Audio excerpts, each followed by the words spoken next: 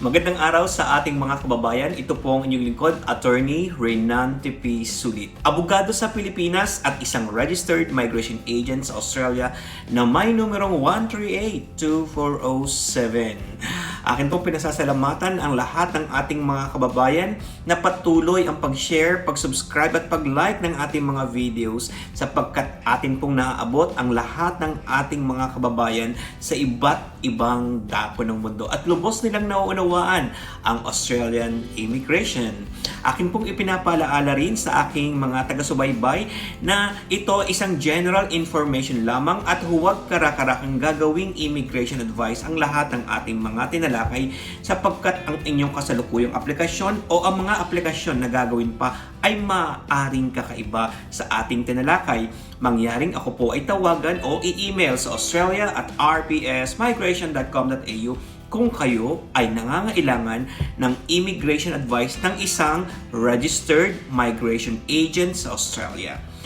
Ngayon, maraming mga kababayan natin ang nagtatanong, ano nga ba ang kaibahan ng paparating na New Skills in Demand Visa sa kasalukuyang TSS Visa o Subclass 482. Matatandaan na ang Subclass 482 ay ang ginagamit ng ating mga kababayan upang makapagtrabaho dito sa Australia. Naririto ang 5 kaibahan ng New Skills in Demand Visa sa kasalukuyang TSS Visa. Una ay ang pathway to permanent residency. Binigyang linaw at binigyan ng garantiya ng Department of Home Affairs na ang mga manggagawa sa ilalim ng New Skills in Demand Visa ay magkakaroon ng mas maliwanag na pathway sa permanent residency. Sa kasalukuyan, sa TSS Visa ay noon lamang nakaraang taon binigyan ng pathway sa permanent residency ang lahat ng mga manggagawa.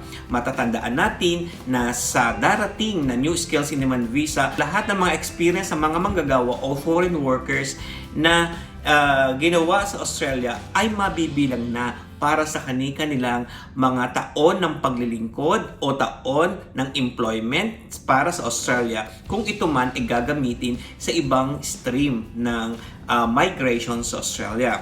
Ikalawa ay ang mobility. Ang ibig sabihin nito, meron ng kakayahan ang mga foreign workers na magpalit ng sponsor kung kinakailangan. Ang ibig sabihin nito ay mas mapapakinabangan pa natin ang mga foreign workers upang lalong umunlad ang ating workforce sa Australia. Sa ngayon ay mayroong 60 days na palugit para sa mga manggagawa kung sila ay magpapalit ng mga employer. Sa paparating na New Skills in Demand Visa, bibigyan sila ng 180 days upang makapaghanap ng bagong employer at sila ay makakapagtrabaho pa rin sa loob ng 180 days ng paghahanap nila.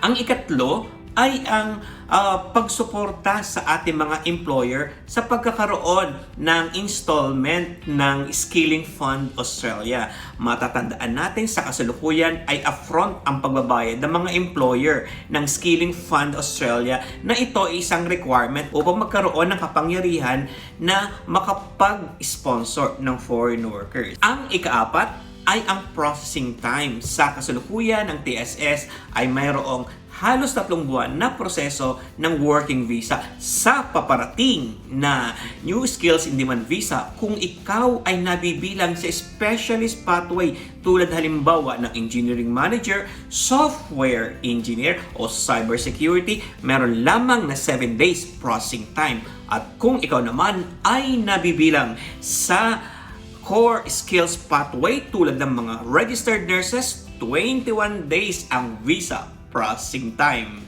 Ang ikalima ay ang public register. Sa kasalukuyan, hindi alam ng ating mga kababayan o ng mga foreign workers ang impormasyon tungkol sa kanilang employer kung ilan na ang na-sponsor nito sa mga nakaraang taon. Sa paparating na New Skills in Demand Visa, magkakaroon ng public register. Ang ibig sabihin ay magkakaroon ng access ang ating mga manggagawa upang matingnan kung ilan na ang na-sponsor ng mga employer kung saan sila ay nagtatrabaho. Kaya naman, patuloy na tumutok dito sa RPS TV. Ito po ang inyong lingkod, Attorney Renante P. Sulit, abogado sa Pilipinas at isang registered migration agent sa Australia na may numerong 138-2407 kay RPS.